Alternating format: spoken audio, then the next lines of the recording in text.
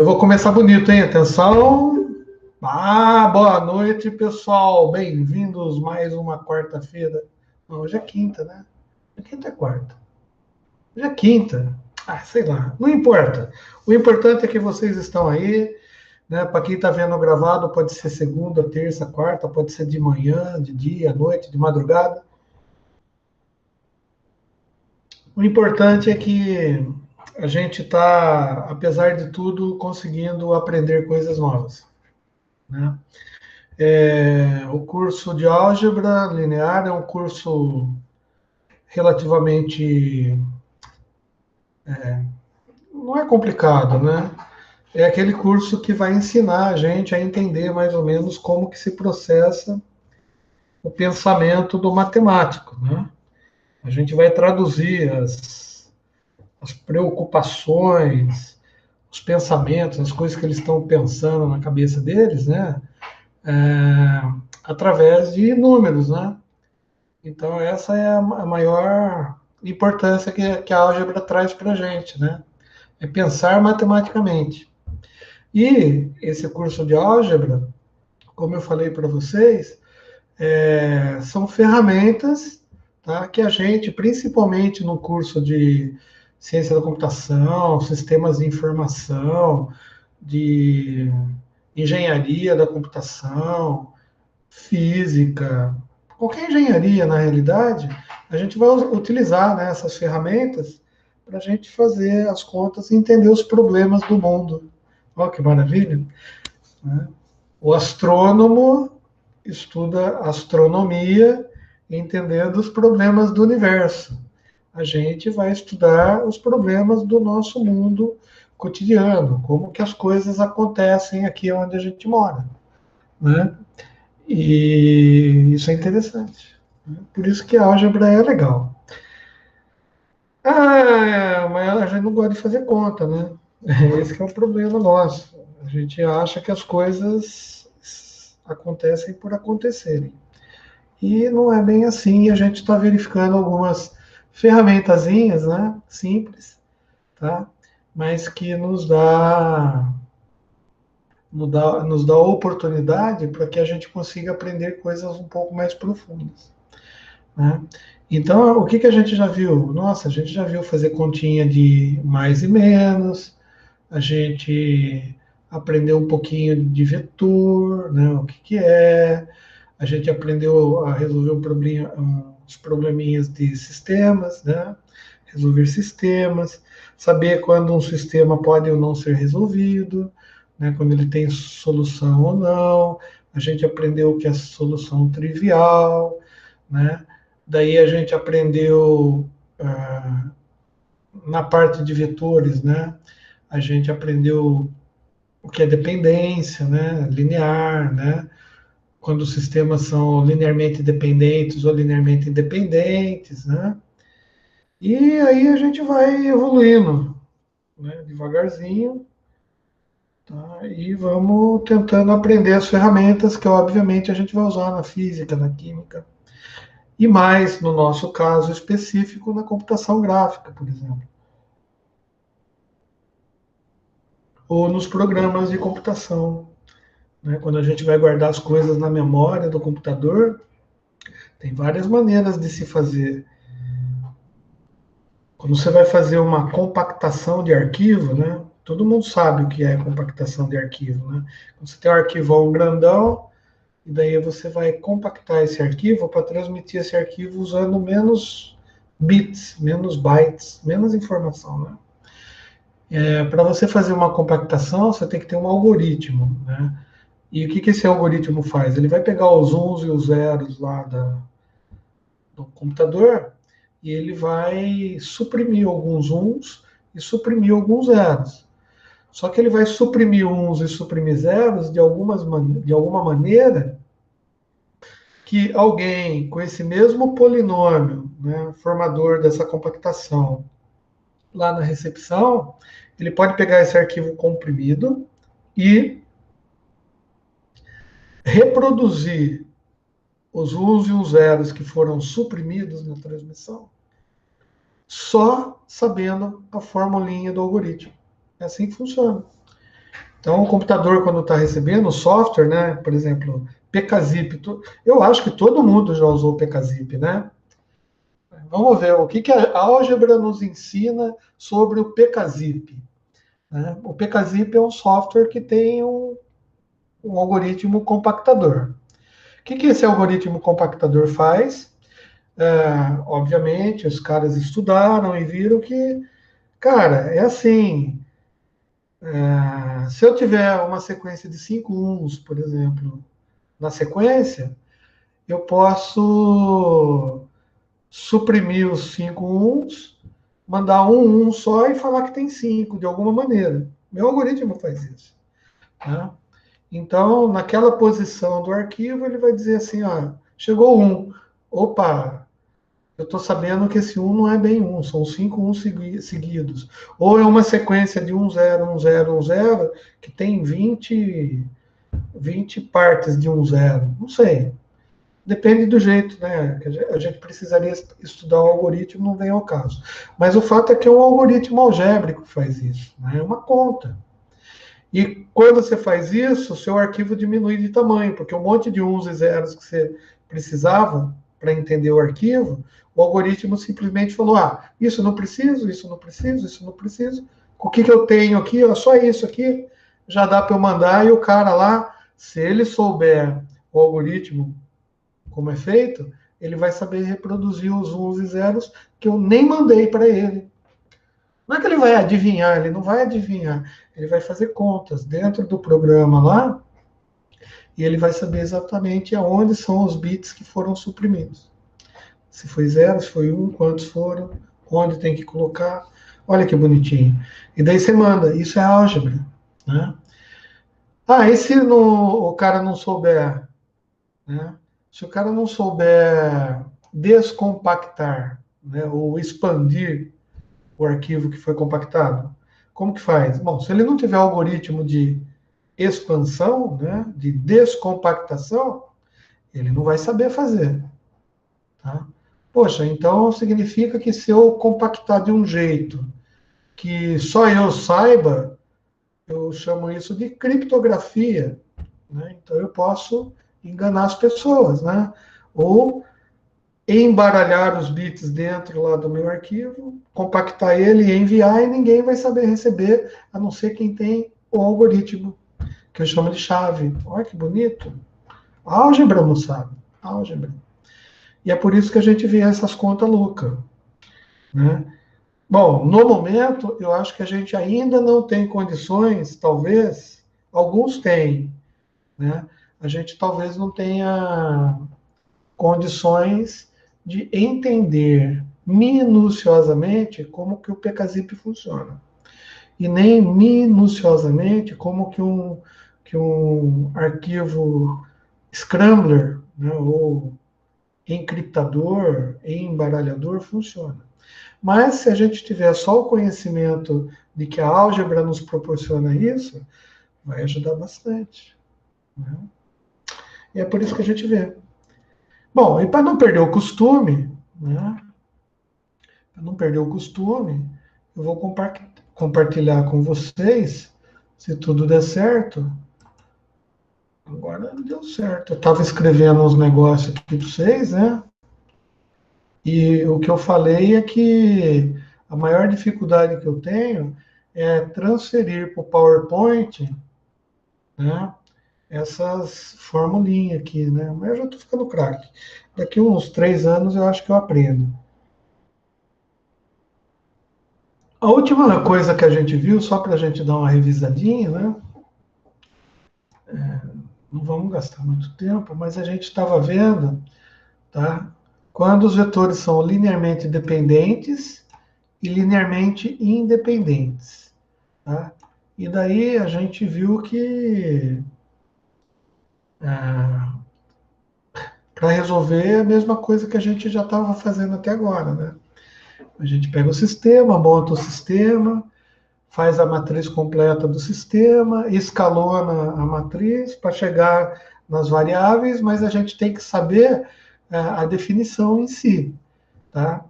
E a gente aprendeu que um vetor é linearmente dependente se existir um deles, pelo menos um, né, dentro do sistema, lá, dos vetores, né, do conjunto de vetores que a gente está trabalhando, se existir um deles que é a combinação linear dos outros. Tá? Se existir pelo menos um lá, 2 e 3 que a gente está mexendo, for combinação linear, tá? Significa que ele é linearmente dependente. Bom, se não tiver nenhum que é a combinação linear do outro, a gente chama de linearmente independente. Tá? E daí a gente viu que para ser linearmente independente, os vetores, basta que um deles, tá? Que exista um número escalar real, tá? Um número real que se multiplicar, que não seja zero, né? Porque senão ele vai ser independente, porque é a solução trivial lá para os sistemas, né? Mas que se multiplicar outro vetor e for igual ao outro que tenha no conjunto, né? Ou seja, se eu tiver um escalar que multiplica V2 que seja igual a V1, tá? A gente diz que eles são linearmente dependentes. Poxa, mas pensa comigo assim, tá, eu tenho um vetor e a gente já viu no gráfico que multiplicar um vetor por um número escalar, você está aumentando o tamanho do vetor, né? Você está aumentando a norma. Independente se o vetor está no R2, no R3, no R20, no R85, no R280. Não interessa em qual dimensão a gente está trabalhando, com quantas coordenadas a gente está trabalhando.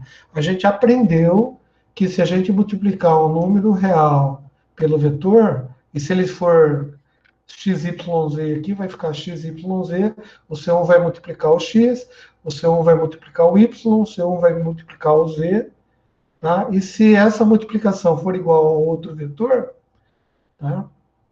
Então a gente sabe que eles são linearmente dependentes. Beleza. Tá? Beleza, a gente viu, né? Aprendeu a fazer umas continhas, né? A gente fez até alguns exercícios assim, né? A gente viu que tem uns que são fáceis, né? Que nem você pegar dois vetores assim, eu perguntar para você, pô, esses dois vetores aqui, ó, 1, 2 e 2, 4, é linearmente independente ou independente? Só de olhar você sabe, né? Que se multiplicar por 2 esse vetor aqui, um escalar, um C1 chamado 2, né, com o valor de 2, ele é linearmente dependente. Ah, legal, ficou fácil. Esse daqui, tá? Talvez não tenha ficado tão fácil, mas a gente fez as contas e viu, né? Que se a gente multiplicar, né? Ah, existia um C1 que vale a 3 e um C2 que vale a 4, esse vetor 3, 4, 0, tá? É a mesma coisa que a soma dos vetores 1, 0, 0 multiplicado por 3, mais 0, 1, 0 multiplicado por 2. Tá? Então, legal. Daí a gente foi passando, fomos exercitando um pouquinho mais, tá? Bom, a gente deduziu aqui, né? Opa, esqueci de colocar o negócio aqui. Ó. Não pode colocar, não pode esquecer, gente, porque a matemática é uma coisa muito que nem escrever, né? Se a gente sabe aquele repórter que escreve para o jornal e não sabe escrever? Tá? Então, se você não sabe escrever, você não passa a informação certa. E na matemática, principalmente na álgebra, se a gente. Por isso que às vezes tem aqueles professor carrasco, saca? Aqueles cara que é perfeccionista, porque o matemático ele tem que ser perfeccionista. Você viu? Eu esqueci de colocar isso daqui, ó. Cara, é um pontilhadinho que não significa nada, né? Assim, não significa nada, vírgula. Claro que significa. A gente tem que saber que isso daqui é uma matriz completa. Inclusive, esse pontinho aqui, ó, exatamente para determinar que é uma matriz completa. Advinda de um sistema, né? Ó, esse negocinho aqui é do sistema. Então, a gente tem que aprender a escrever certinho. tá? Tem aquele professor carrasco que você faz a conta tudo certo, mas daí no resultado lá, você não coloca, né? Ou ele pergunta para você qual é o conjunto, não sei o que lá, não sei o que lá, né? Daí tem que ter uma solução, daí você faz a conta tudo certinho, mas chega lá no final, não coloca lá a solução igual a um conjunto vazio, por exemplo. Daí o professor te tira meio ponto da questão só porque você não colocou, né, o negocinho lá, né? Porque a matemática é uma ciência exata, inclusive no linguajar que ela conversa com a gente. Bom, continuando então a nossa ideia, a gente já aprendeu mais ou menos, né, pelo menos, né, o que são vetores linearmente dependentes e linearmente independentes. Tá? Vamos só reforçar algumas coisinhas. Tá? Eu lembro que eu mostrei, né, eu até que quis dar um exemplo bem claro, né, que se eu tivesse um pontinho, por exemplo, uma bolinha, que sei lá.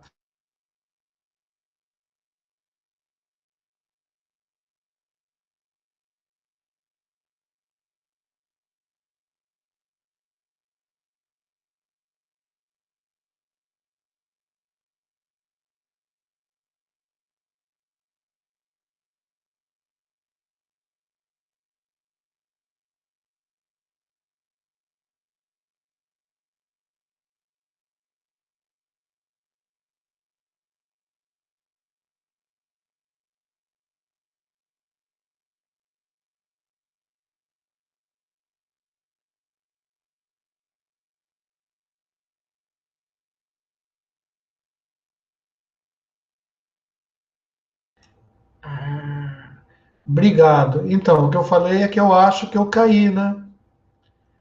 Eu caí e eu não sei até onde eu estava falando com vocês.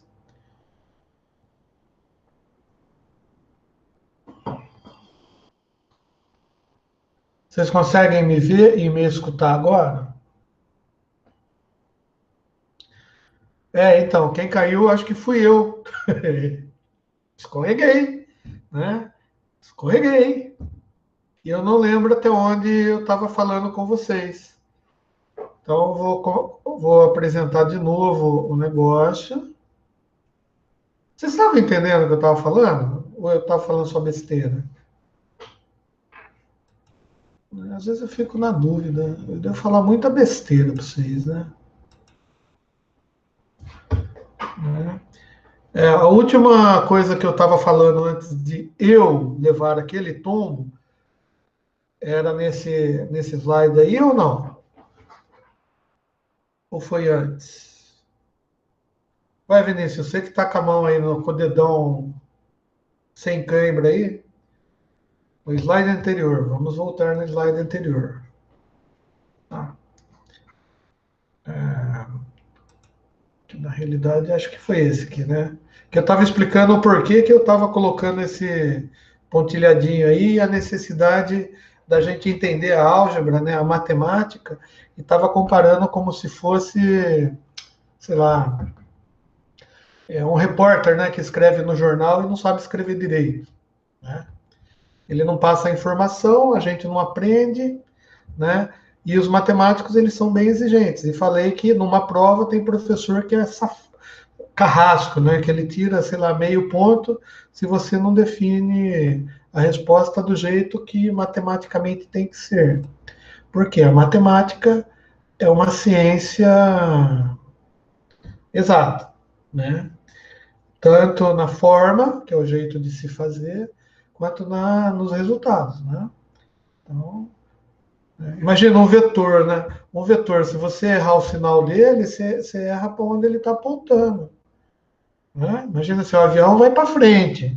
Só que se no cálculo você coloca o negativo, outro matemático vai olhar e vai falar assim: caramba, esse avião ele voa que nem o Santos Dumont, né? O 14 bis, né? Ele voa de frente para trás. Por quê? Por causa do sinalzinho. né? Então a gente tem que tomar cuidado com esses sinais, tá? E daí voltamos a esse último negócio aqui, que foi o último slide que eu passei para vocês, né? Que eu falei, deixa eu tentar passar uma visão prática de para que serve essa bodega toda de vetor que a gente está vendo, né? Daí eu falei, se você pegar a referência aqui no cantinho da tela, tá? E dizer que esse daqui é o 00, tá? Esse pontinho cor-de-rosa aqui, que agora eu vou pintar de... Vou falar uma cor bonita aí. Verde parmeira. Olha que bonito, né? Tá?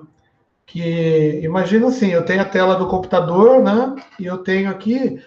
Eu estou exagerando, tá? Mas imagina que isso daqui é um pixel, tá? Ou é um brush, que é aquele pincel, né, que você coloca lá para fazer desenho no Photoshop. Olha que bonito.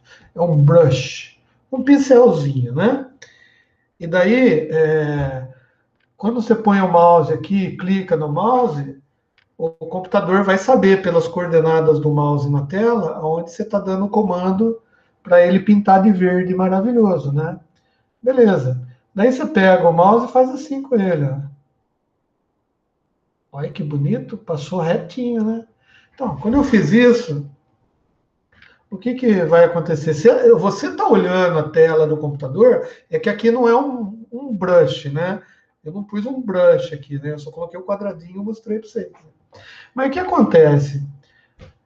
O computador vai ter que fazer uma conta lá dentro dele, lá na CPU dele, para ele calcular isso daqui e saber que ele vai ter que pintar essa parte aqui de verde, né?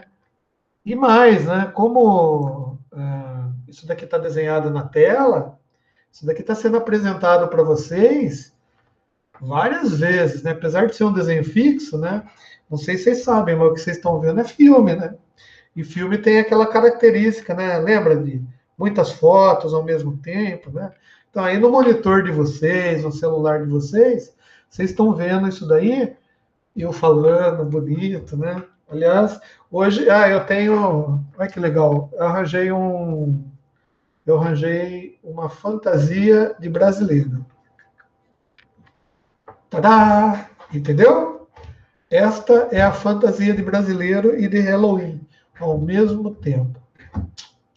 Então, daí o que acontece? O computador tem que saber que isso daqui ficou desenhado e toda vez que ele mostrar uma foto para você disso daqui, ele tem que estar sabendo que tem um desenho aqui, né? E esse desenho, o cálculo é feito como? Olha só, uma das maneiras é você dizer que esse ponto aqui está numa coordenada da tela, que é essa daqui, tá? E eu fiz uma translação desse ponto para lá, tá? N vezes. N vezes. No caso, essas N vezes vai depender do tamanho do pixel. Tá? Mas cada momento que eu faço o cálculo, tá? Isso daí é um cálculo vetorial. Eu estou simplesmente multiplicando um escalar por essa coordenada. Ei, isso daqui tinha que ir para trás, né?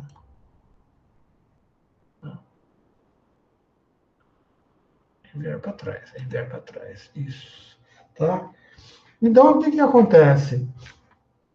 Essas contas que são feitas lá no computador são cálculos vetoriais, porque o vetor hora está aqui, K minutos depois ele vai estar aqui, minutos não, é segundos, né? Mais K vai estar aqui, K minutos vai estar aqui, tá? Ou seja, eu vou vendo o negócio preencher até aqui o final e o negócio vai ficar colorido. E daí toda vez que essa foto vai ser apresentada para você, vai apresentar essas cores bonitas aí. E o nosso processador gráfico está fazendo contas vetoriais a cada momento, tá? E daí eu mostrei para vocês também que as contas vetoriais feitas dentro do computador, elas poderiam ser feitas através de loops, né? Ou de saltos, ou de voltas que você dá num sistema linear, resolvendo um sistema linear daquele jeito, para saber se o ponto existe naquele lugar onde eu estou mandando ele ir, né? Ou se o ponto vai poder existir ali, né? Porque imagina se aqui, ó, eu estou calculando como que chama? No plano, né? Em 2D, né? Então só tem coordenada y e coordenada x, né? Imagina se eu tivesse uma coordenada z que viesse assim para o olho seu, né? Um computador holográfico, por exemplo, que só tem lá no Star Trek lá. Daí ia ser mais difícil o cálculo, mas é um cálculo vetorial do mesmo jeito. A única diferença é que daí a gente ia ter que contar com o eixo z, né? E daí esse eixo Z ia estar saltando a sua tela, por exemplo. Bom, isso tudo, gente, é só para mostrar para vocês que essas contas que a gente está fazendo, que dá trabalho, né? A gente fazer lá o escalonamento da matriz, né? Entender o porquê que do lado embaixo, né, dos pivôs, né? Os pivôs vão ficando na diagonal. E embaixo dos pivôs lá tem que ter zero, porque a gente está eliminando os termos, né, dos coeficientes do C1, C2, C3, C4 e etc. Tá?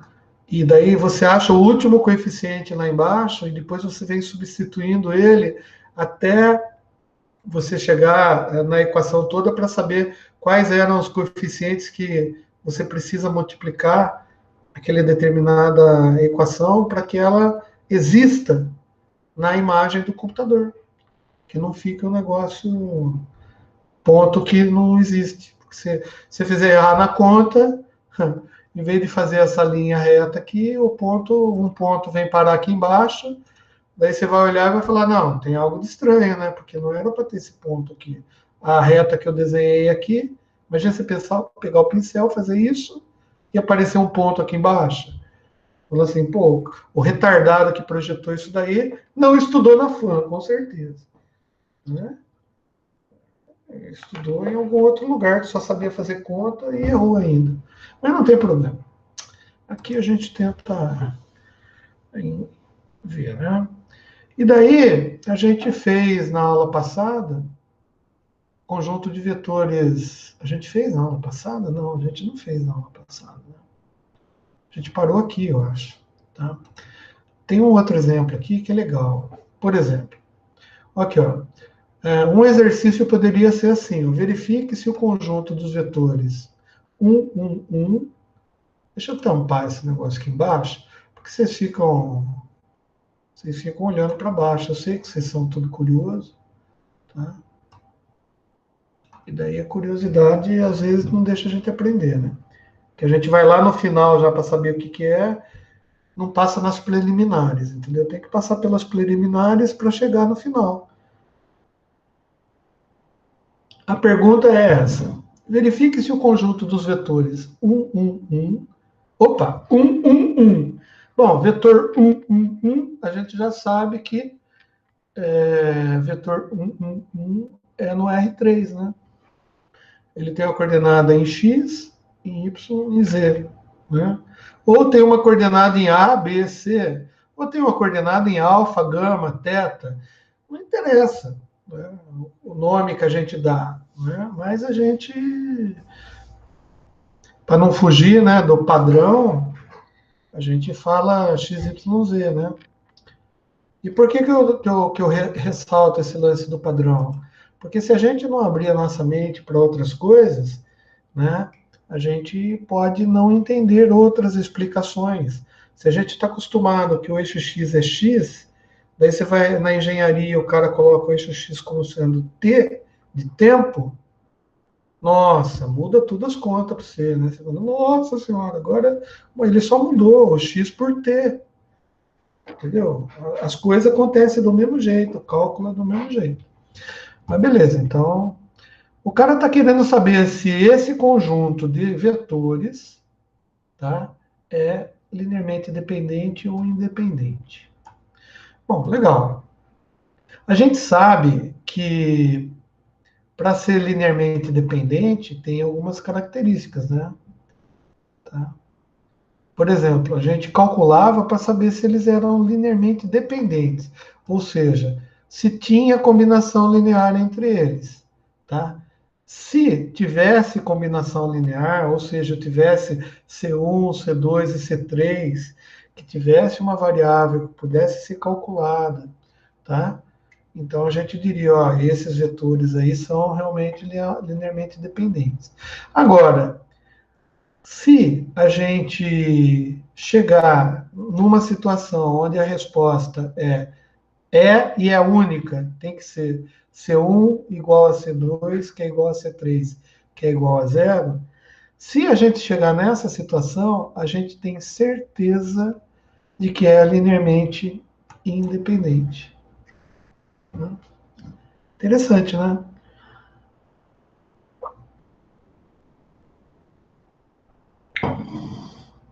Então, a solução trivial é uma solução muito importante para saber se esse grupo de vetores, esse conjunto de vetores é linearmente dependente ou não. Tá? Bom, como que a gente faz isso daqui para resolver esse negócio?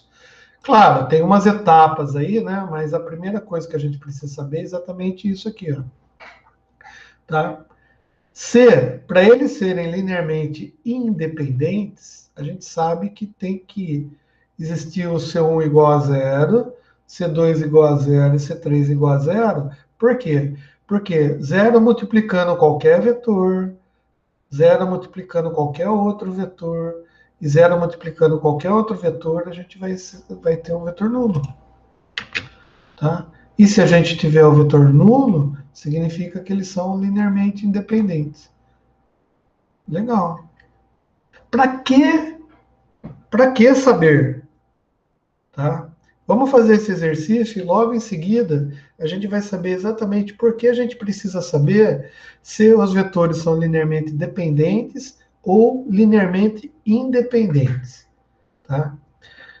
Beleza, então se eu pegar aqui e for resolver, bom, tem algumas etapas intermediárias que eu vou pular. Por que eu vou pular? Porque a gente já é adulto, então eu já vou fazer direto.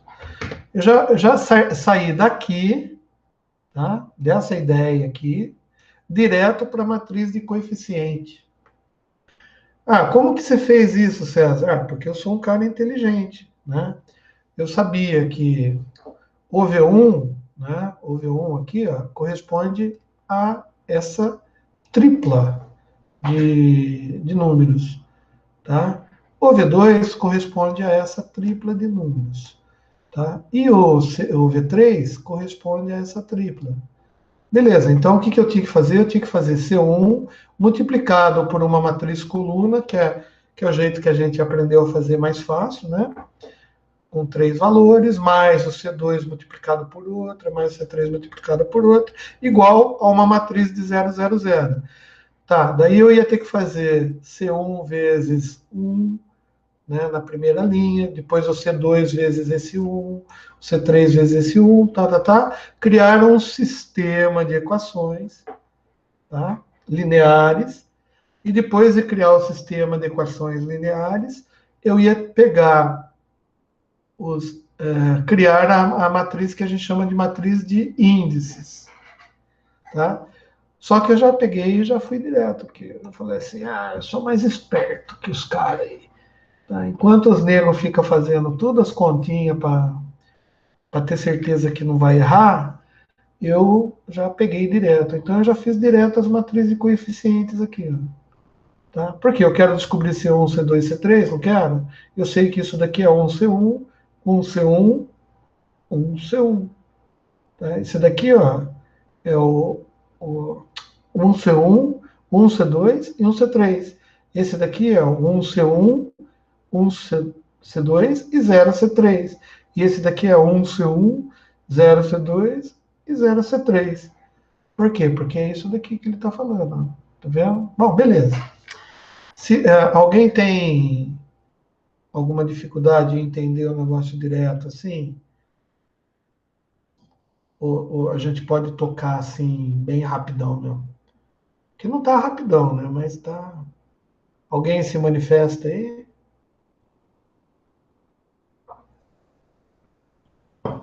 Bom, eu vou assumir a resposta do Vinícius que ele deu há 15 minutos atrás de sim. Beleza. Obrigado, Miguel. Obrigado, Gustavo. Vocês podem falar também, viu? De vez em quando eu gostaria de ouvir a voz de vocês. Não a voz de vocês, a voz de vocês. Tá?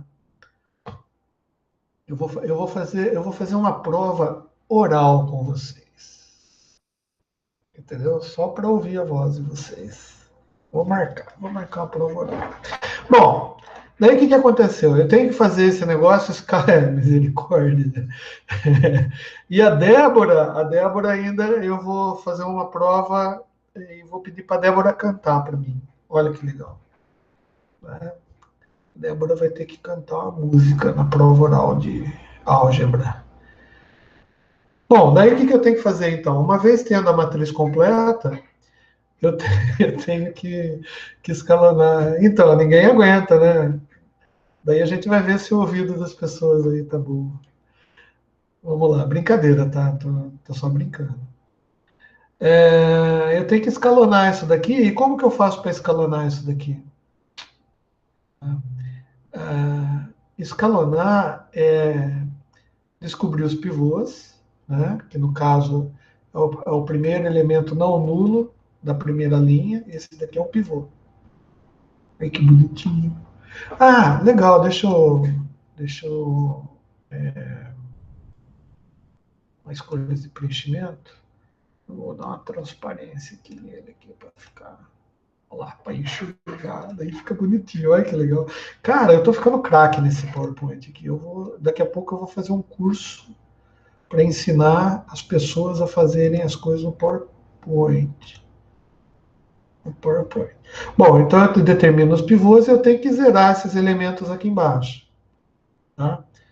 Depois que eu fizer isso, eu tenho que esquecer a primeira linha, fazer as operações, né?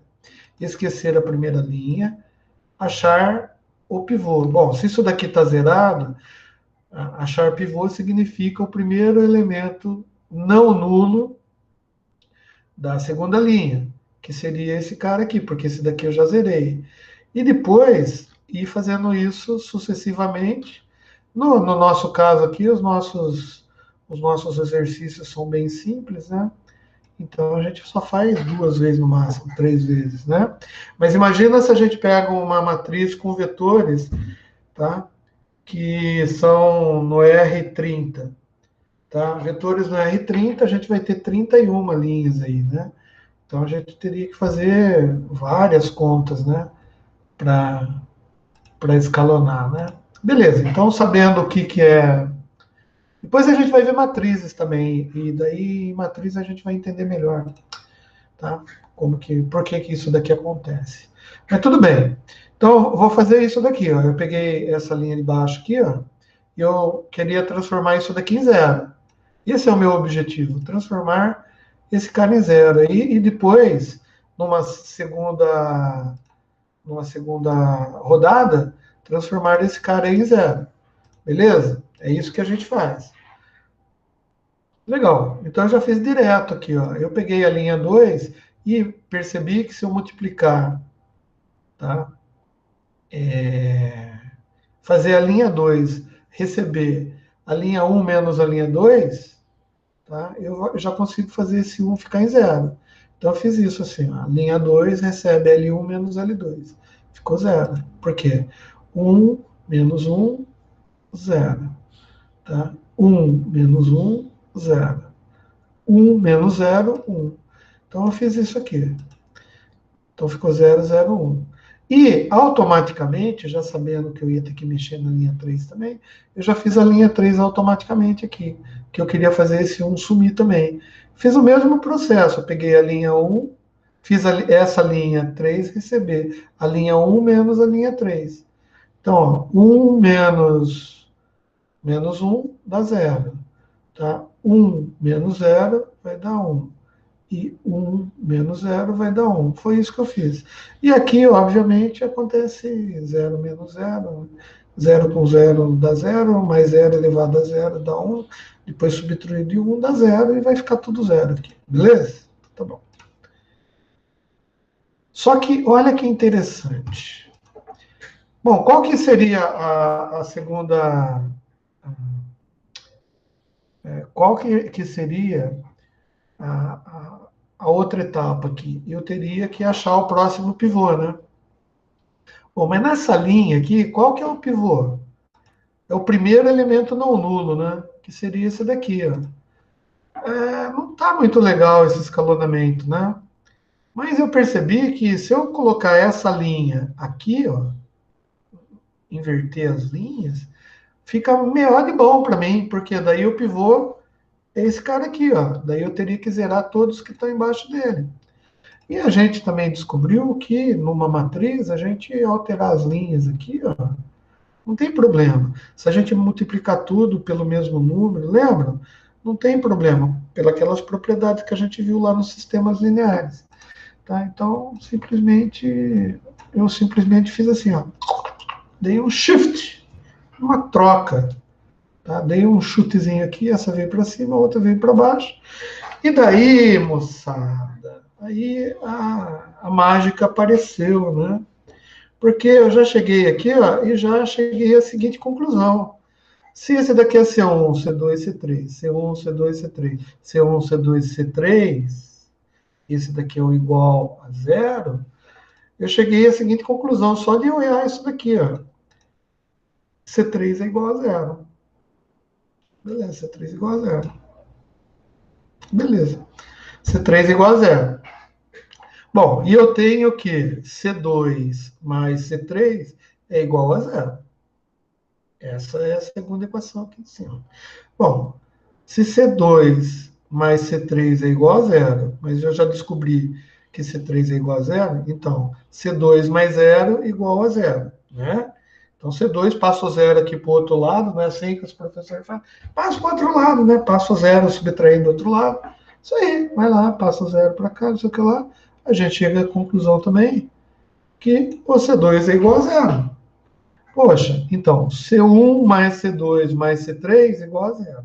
Se o C3 é igual a zero e o C2 é igual a zero, fica C1 mais zero igual a zero. Pô, da onde eu tiro o quê? C2 é igual a zero. Legal, gente. Se eu obtiver essa resposta, tá? Então é fácil dizer que, tá? Se o C1, o C3 é igual a zero, C2 é igual a zero, C1 é igual a zero, é linearmente independente. Tá, precisa de fazer mais coisas? Sim, aqui não precisa fazer nada. Nós é que precisamos fazer mais exercícios para a gente treinar isso daí. Por quê? Porque duas coisas. Tudo na vida é assim. Se você quiser aprender a dançar, você tem que treinar a dança. Se você quiser aprender a andar de skate, você tem que treinar a andar de skate. Se você quer ser um bom jogador de basquete, você vai arremessar um monte de bola no cesto, né? E se você quiser aprender a fazer conta, você tem que fazer um monte de conta. Não tem jeito. Quiser aprender álgebra, você vai ter que fazer um monte de álgebra, né? E legal, daí você fala assim, ah, mas eu não sou louco para ficar que nem a gente tem um professor na FAM, amigo meu, vocês devem ter tido aula com ele talvez, né? Ele vai para a sala dos professores, na hora da sala dos professores lá ele tem um caderninho, e o caderninho dele de 200 páginas, ele fica resolvendo essas coisas. Então você vai conversar com ele, ele está resolvendo lá, lápis lá, as equações que ele vai passar para os alunos. Ah, tudo bem que ele é louco, né? Mas tá? Ninguém precisa ser assim, mas tem que pelo menos fazer um pouquinho de conta. Como você vai querer jogar basquete se você não treina a força, a direção, né? Para quem pega a bola a primeira vez e vai tentar acertar na cesta, não sabe nem com que força que vai arremessar, não tem noção, né? Beleza. Bom, então vamos ver e entender Por que que a gente tem que saber se os vetores são linearmente dependentes ou linearmente independentes? Tá? Se a gente for visualizar os vetores no espaço, ó, aqui a gente tem vários vetores, tá? Tá? A gente diz que eles são linearmente dependentes, tá? Se eles estão no mesmo plano, tá? No mesmo plano. Por quê? Porque se eles estiverem no mesmo plano, a gente pode escrever qualquer um desses vetores como sendo produto vetorial de escalar por outros vetores, tá? Ou seja, a gente consegue fazer as continhas e não vai dar zero. Vai existir sempre um C1 e um C2 que você multiplica qualquer um desses aqui, que pode resultar no outro. É só você ir variando C1 e C2. Por isso que no gráfico talvez fique mais fácil para gente entender, tá? A dependência, tá? E aonde que eu vou usar isso daí? Poxa, na computação gráfica, se os vetores são linearmente dependentes, significa que você não precisa descrevê-los todos, porque você sabe que um deles, tá? Dependendo dos coeficientes que você multiplicar, você vai descobrir os outros. Poxa, então se eu tiver 200 vetores para desenhar, em vez de eu guardar os 200 vetores que tem número de coordenada, não sei o que lá, tem que fazer esse menos esse para achar, ou então você vai ainda calcula o ângulo, lembra? Calcular ângulo, né? Um lado menos o outro vezes o ângulo do seno, do cosseno de teta, alfa, beta. Ah, complica. Então você guarda só os índices para descobrir quais são os vetores que você vai formar, que você precisa formar.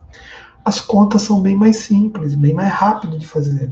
Mesmo porque, quando você for transformar um desenho em outro, tá? Você vai multiplicar os coeficientes dos vetores por algumas matrizes que a gente chama de matrizes de transformação.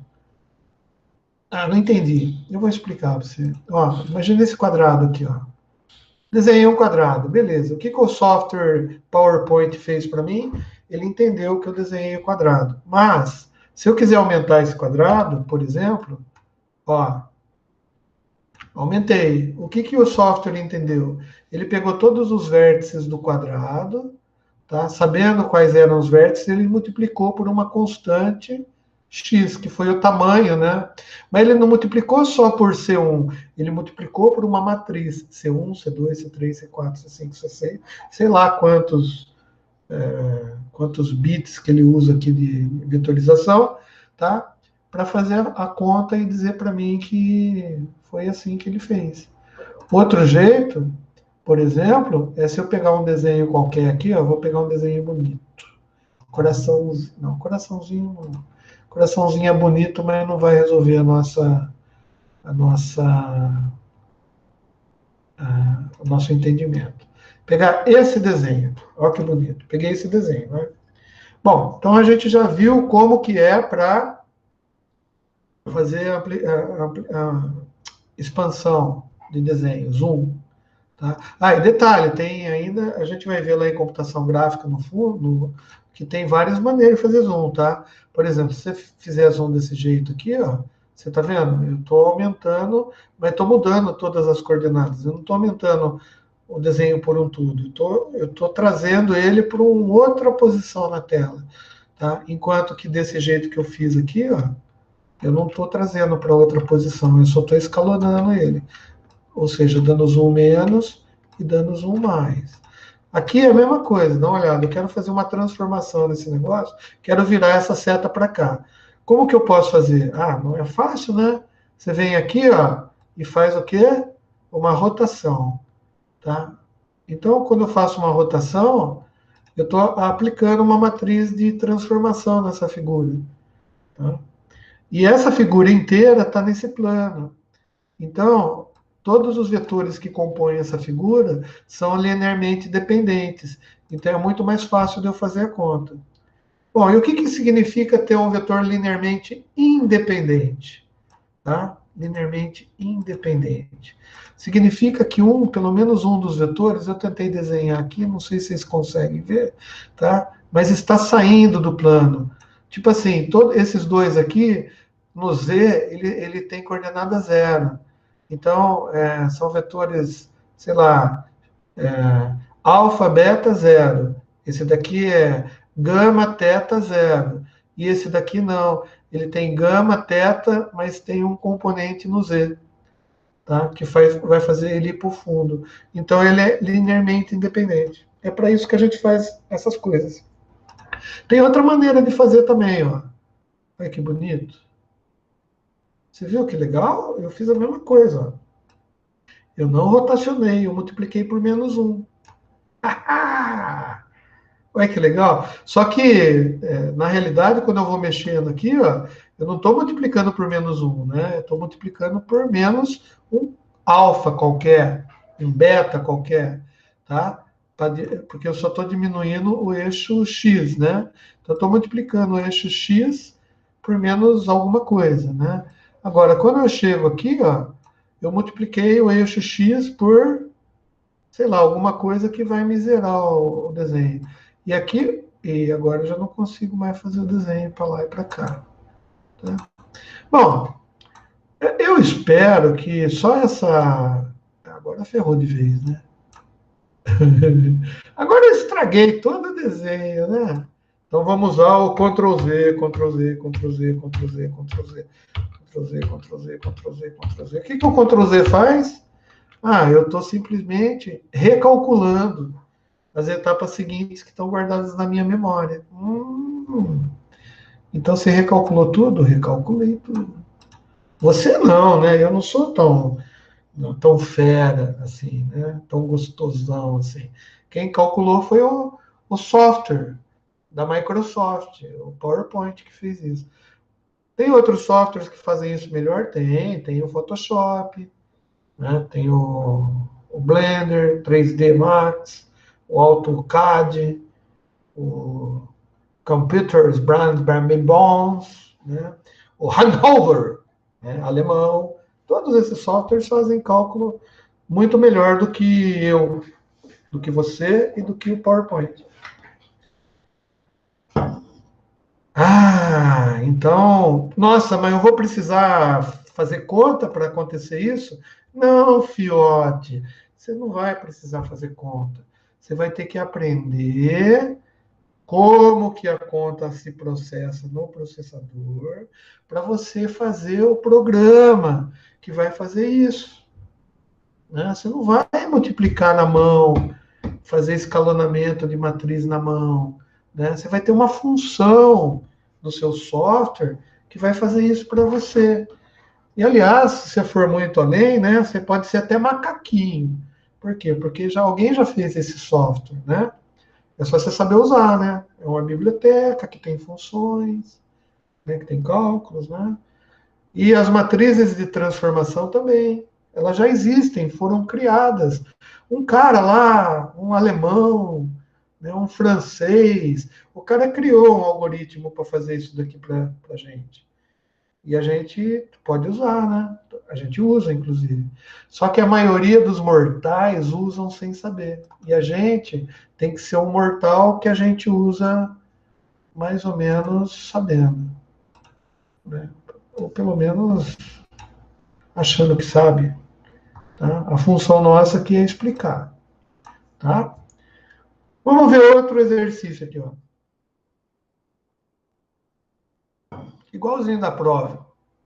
Que, aliás, né? Corrigível. Todo mundo foi bem, pode ficar tranquilo. Não esquenta a cabeça com nota, tá tudo em ordem. Ó. Não teve ninguém que tirou zero, tá bom? Então não precisa ficar preocupado com isso. Vamos se preocupar em aprender. Tá? Para que serve o que a gente está fazendo? Não a preocupação de. A não ser que você tenha um ego tão esquisito aí que você tem que ser melhor que seu companheiro. Tem cara que é casado e tem que mostrar o boletim para a mulher, senão dá briga em casa, né? Então, ou para a mãe, né? Tem que tomar cuidado aí, né? Nesses casos, daí conversa comigo no privado aí, que a gente dá um dezão para você. Eu faço um certificado de 10, assim, certifico que o aluno tal tirou 10, para você pregar na parede lá, né, e deixar a pessoa satisfeita, né? Eu sou retardado mesmo. Gente, não esquenta a cabeça que de vez em quando a idade ela corrompe os nossos neurônios, né? Bom, beleza. Então vamos lá. Determine o valor de m para que o conjunto de vetores seja Li. Opa! Então, a gente tem que determinar um valor de m para que seja linearmente independente. Bom, a gente sabe o valor de m para que essa bodega aí, só de olhar para isso daí, a gente sabe o valor de m para que ele seja linearmente dependente. Dá para a gente fazer de cabeça, de cachola, né? Por exemplo, ó, se eu colocar m igual a 6, olha que bonito. Então eu vou ter que, se eu multiplicar 1 por 3 vai dar 3 e 2 por 3 vai dar 6. Olha que bonito. Então a gente sabe que o m, né? Se eu colocar m igual a 6, ele vai ser linearmente dependente de cabeça, cara. Não precisava nem fazer conta. Mas, para a gente saber ou forçar para que esse sistema aí seja linearmente independente, a gente sabe que para eles serem independentes, a gente tem que ter uma situação igual essa aqui, né?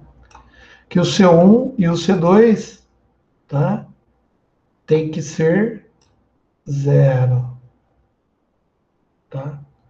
Óbvio que quando eu tenho um M aqui, vai complicar um pouco as contas, né? Porque esse vetor C2 vai multiplicar por 3 e depois na linha de baixo vai multiplicar por M, não é assim? Daí vai ficar um negócio meio esquisito. Vamos ver como que vai ficar isso daqui. Tá? Se a gente for construir lá, de acordo com a nossa técnica magnânima de resolver exercícios, e toda vez que eu copio, né, vocês percebem que o tamanho das letras fica diferente, a matriz fica diferente.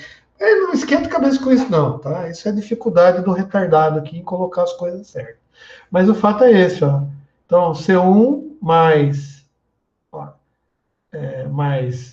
3C2 igual a zero. E 2C1 mais MC2 igual a zero. Não é assim? Beleza. Então, para fazer isso daí, a gente pega e coloca na nossa querida matriz. Eu já fiz direto, obviamente, né? Porque eu queria aumentar o tamanho, mas a gente já viu que o negócio aqui já.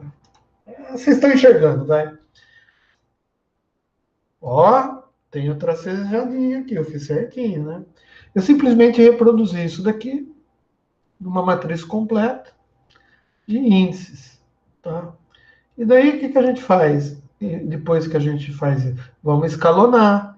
Ah, mas é fácil escalonar aqui? Como que escalona? Bom, primeiro acha o pivô. Qual que é o pivô dessa matriz aqui? É esse um aqui, bonito. Então, para a gente escalonar essa bodega aí, o que, que a gente tem que fazer?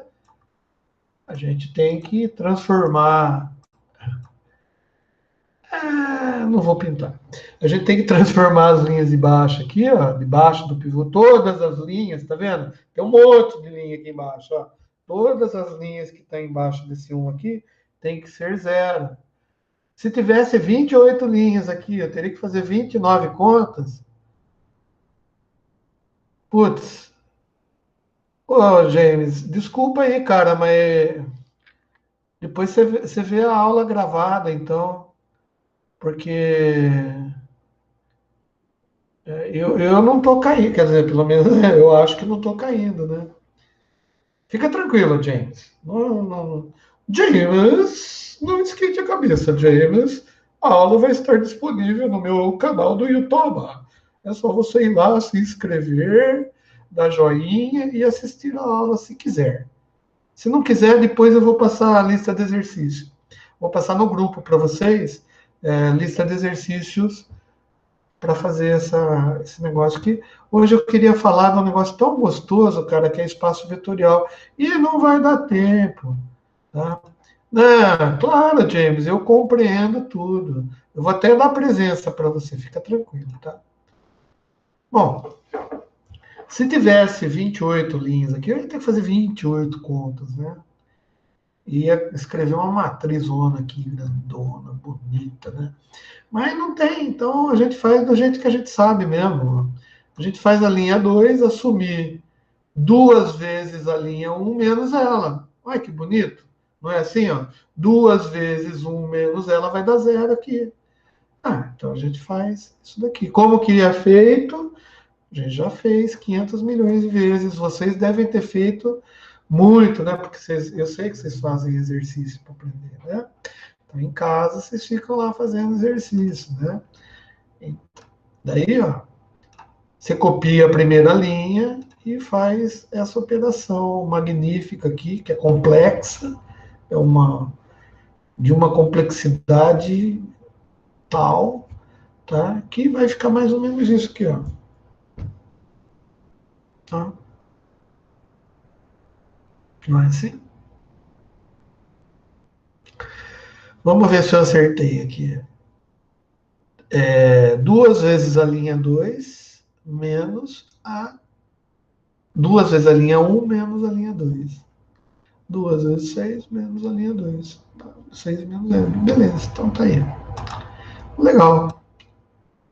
Vamos discutir um pouquinho o que nos interessa. A gente sabe, né, que aqui tem um C1, né, o C1 não aparece porque a gente só está usando os coeficientes. E aqui tem 3 C2. Tá? Aliás, tá desenhadinho aqui, mas vou puxar para cima. Vou puxar para cima aqui para vocês verem, tá vendo? Será que se eu aumentar aqui, aumenta? Não. E se aumentar o tamanho da letra aqui, aumenta? Aumenta. Ó, então, é mais ou menos isso daqui que a gente tem, né? A gente sabe que isso acontece, né?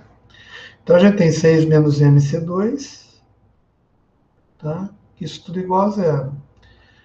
Essa parte de cima aqui, no momento não nos interessa muito, porque o que está pegando para a gente é isso aqui, né? Olha só, pensa comigo. Se 6 menos m for igual a zero, tá? Vamos fazer por partes aqui. Ó. Bom, se o C2 for igual a zero, beleza. Se o C2 for igual a zero, a gente já sabe que já é independente, né? Tá. Mas, se C2 e C1 for igual a zero, que é a solução trivial.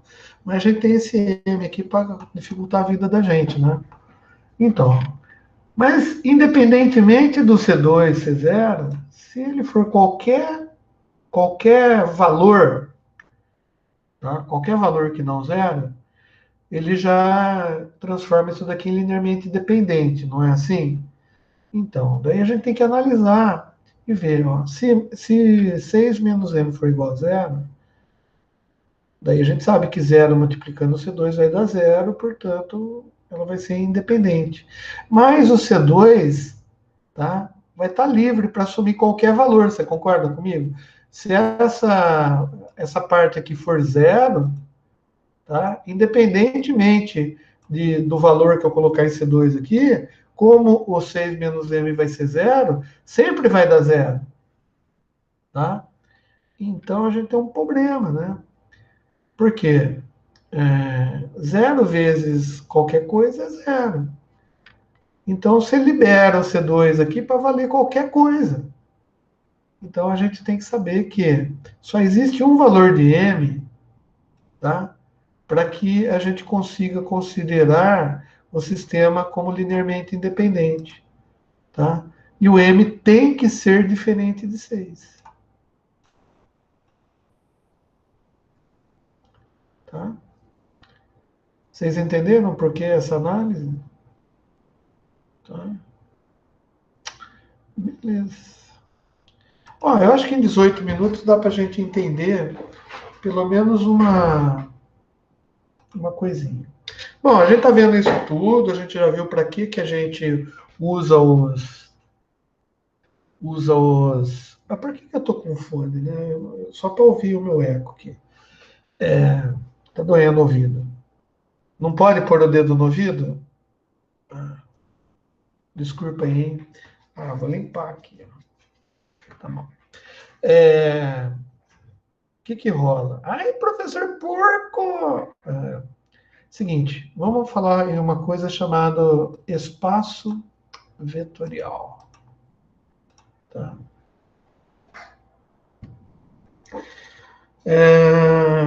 Existe uma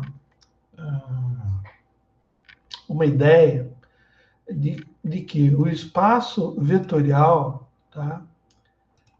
Ele pode ser de números reais, tá?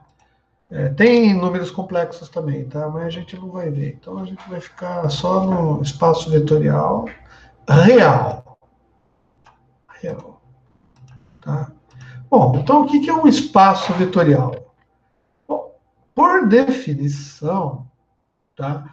O espaço vetorial é um conjunto de vetores. Tá? É um conjunto onde cada elemento do conjunto é um vetor. Só que, para ser espaço vetorial, tá? Esses vetores que estão dentro desse conjunto precisam satisfazer algumas condições. Tá? Duas condições básicas são necessárias. Tá? Nossa, eu tentei escrever aqui de um jeito simples, mas tá dando para entender. Tá? Esse conjunto, por exemplo, deve estabelecer que sejam efetuadas duas operações básicas com os elementos dele, tá? Adição e multiplicação. E mais, o resultado, tanto dessas adições quanto dessas multiplicações, eles têm que estar ou fazer parte desse conjunto. Ah, como assim, César? Bom, daí a gente lembra lá da quarta série, né? Vou pegar aqui, conjunto de coisas. Tá? O que é um conjunto de coisas? Por exemplo, eu tenho um conjunto de bolinhas. Isso é um conjunto de bolinhas. Tá? E para qualquer conjunto, a gente consegue dar um nome nele. Eu vou chamar de B. Geralmente é B maiúsculo. Então, desculpa aí, eu acho que eu fiz alguma caca aqui para variar. B é igual a esse conjunto de bolinhas, né? Veja bem, se eu definir que o conjunto tem que ser de bolinha, se eu pegar um quadradinho e desenhar aqui, tá? Eu posso colocar esse quadradinho dentro desse conjunto de bolinha? Não. Por quê? Porque esse quadradinho não faz parte desse conjunto. Para ele fazer parte do conjunto de bolinha, ele tem que ser bolinha, tá? Agora, veja bem, se eu pegar duas bolinhas aqui dentro desse conjunto, duas bolinhas, ó, tem que fazer um exercício mental aí, gente, tá? E eu somar essas duas bolinhas aqui, nossa, se eu somar as duas bolinhas, eu vou ter uma bolinha maior aqui, ó. Tá? Agora, essa bolona aqui, que são duas bolinhas somadas, né? Eu peguei o volume dessa bolinha, juntei com o volume dessa bolinha, e se transformou numa bolinha maior. Essa bolinha maior, ela pode fazer parte do conjunto de bolinha? Pode, por quê? Porque o conjunto de bolinha eu defini como sendo bolinhas. Eu falei o tamanho das bolinhas? Não, eu só disse que são bolinhas. Bom, e se eu multiplicar, em vez de somar, eu multiplicar o volume dessa bolinha com o volume dessa bolinha? Vai ficar multiplicar, vai ficar uma bolona grande aqui, né? E essa some. Tá. Beleza. Essa bolona grande pode fazer parte do conjunto de bolinha? Pode. Gente, então, esse conjunto de bolinha, do jeito que eu estou montando ele e especificando ele para vocês, eu posso, na nossa matemática tosca aqui, considerar que é um espaço vetorial de bolinhas. Por quê? Porque só tem bolinha, um espaço vetorial de bolinha. A definição é essa, tá? Mas e se eu multiplicar essa bolinha aqui vezes, vamos imaginar assim, né? Se eu pudesse multiplicar essa bolinha por essa bolona aqui e por algum motivo, né? Não sei que motivo sexual dela aí, virasse um coraçãozinho, tá? Veja bem, esse coração aqui que foi a multiplicação dessa bolinha, casamento, né? Dessa bolinha aqui com essa bolona aqui, transformou nesse negócio aqui. Esse coração pode fazer parte do conjunto de bolinha? Não, não pode. Então, essa operação, né, essa bolinha vezes essa bolona que deu o coração não faz parte desse conjunto. Então, se acontecer isso daqui, eu posso dizer que esse conjunto de coisas cor-de-rosa aqui, né, que são bolinhas cor-de-rosa, podem formar um espaço vetorial de bolinha? Não. Por quê? Porque quando eu multipliquei essa bodega por essa aqui, deu esse negócio, que é um coração. Ah, professor, mas o coração, se você tiver um pouco de exercício mental, o coração pode ser uma bolinha, né? Uma bolinha que você mexe nela, que você puxa ela um pouquinho para baixo, puxa a bundinha dela aqui assim e transforma ela no coração. Beleza, só que o coração não é bolinha. Então, esse conjunto que a gente provou, por algum motivo aí, que se a gente multiplicasse uma bolinha pequena por uma bolona grande, ia dar um coração, e esse coração não faz parte do conjunto de bolinha. Portanto, isso daí não pode ser um espaço vetorial. Deu para entender? Legal! Muito simples, né? Então, vamos trazer isso daqui para a nossa realidade aqui. Olha só. Eu disse que um espaço vetorial é um conjunto, tá? Não vazio. O que é um conjunto vazio? Conjunto vazio. A gente aprendeu lá na sétima série. O que é isso aqui? Um conjunto vazio. Conjunto vazio significa que não tem elementos, certo? Então, conjunto vazio não tem elementos. Tá? Portanto, um conjunto vazio não pode ser um espaço vetorial. Tá? Porque para ser espaço vetorial, o conjunto tem que ser não vazio.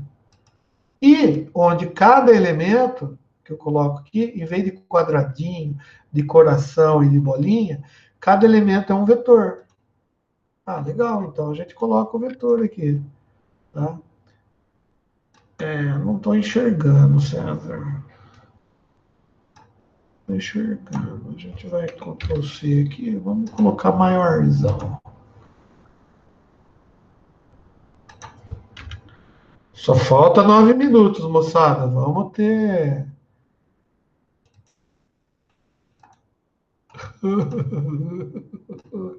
Aumentei. Aumentei. Agora você enxerga tudo. Esse cara aqui é uma letra grega. Como que eu sei que essa letra grega é um vetor? Ah, por causa desse negócio em cima aqui, ó. Agora eu aprendi a fazer vetor certinho no PowerPoint. Então, como que funciona os conjuntos aqui, ó? A gente pega os vetores e coloca dentro deles aqui, ó. Tá? Então, eu tenho o vetor alfa, tá? O vetor A, o vetor U, o vetor W, tudo vetor, tá? E eu tenho também um alfa vezes U, que não interessa, tá? Ou seja, a dúvida que a gente tem é assim, cara, só tem vetores aqui, não tem? Tá. Mas esses vetores aqui que estão aqui, eles podem ser considerados um espaço vetorial,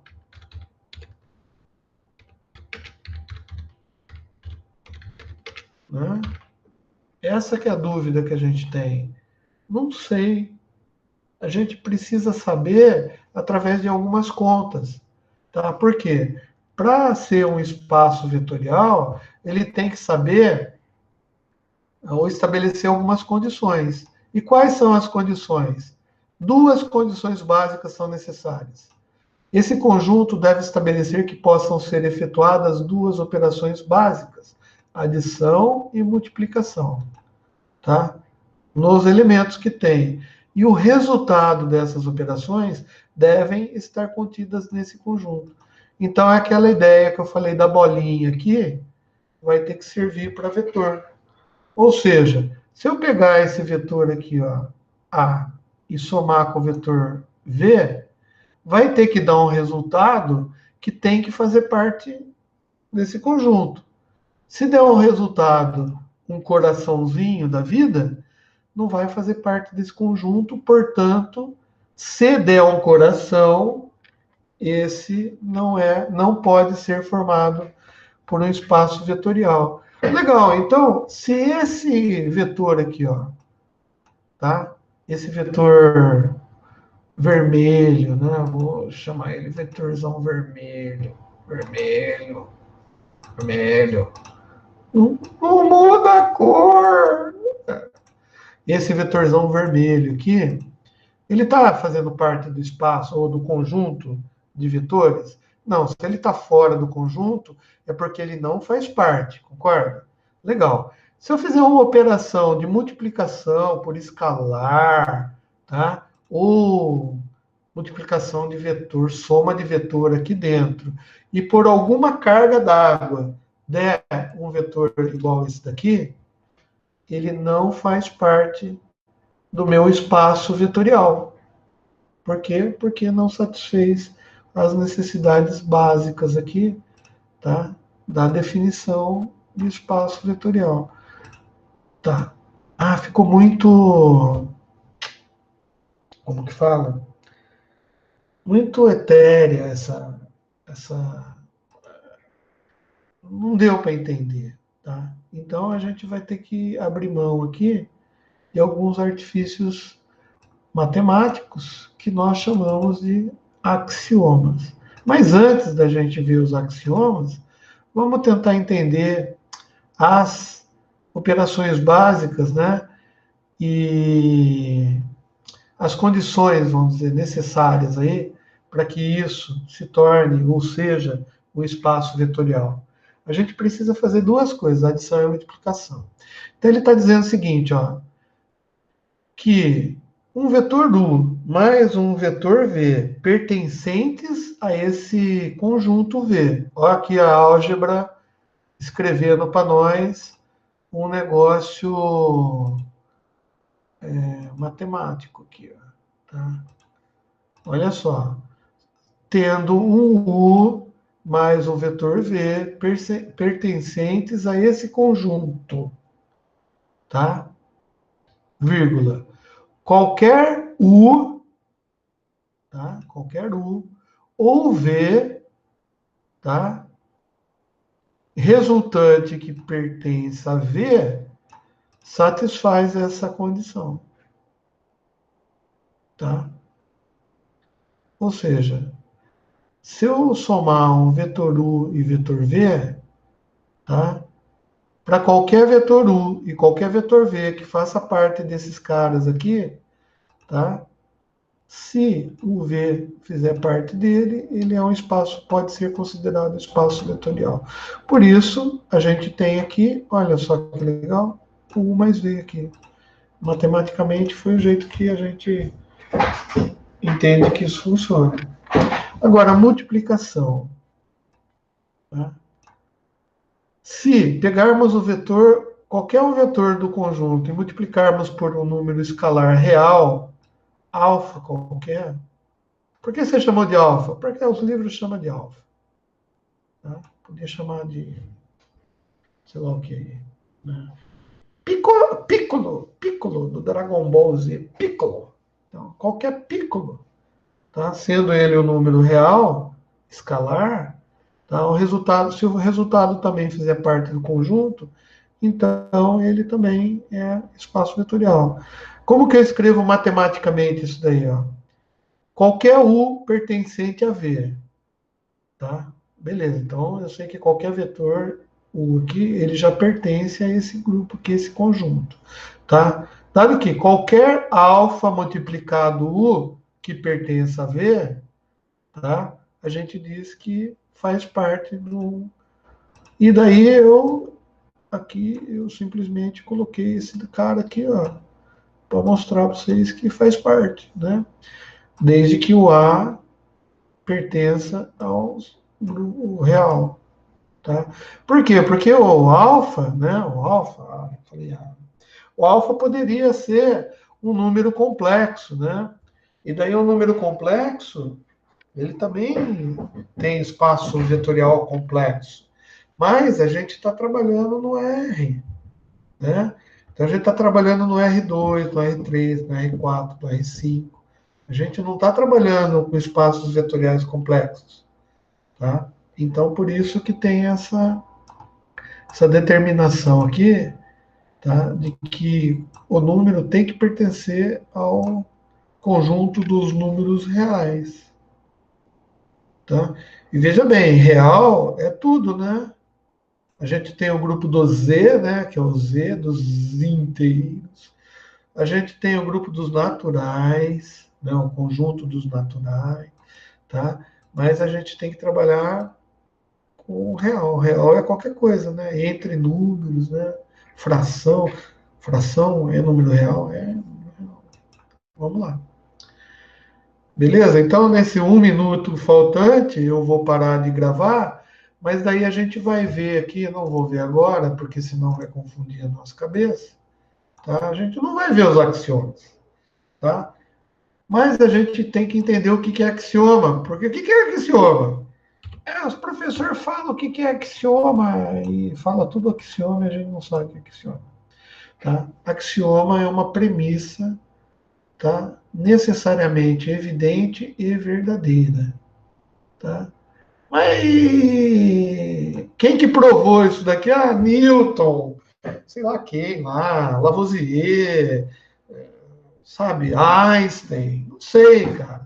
Alguém provou e a gente acredita porque foi provado cientificamente, né? Cientificamente, matematicamente, que nem a vacina, né? Que vai resolver o problema, né?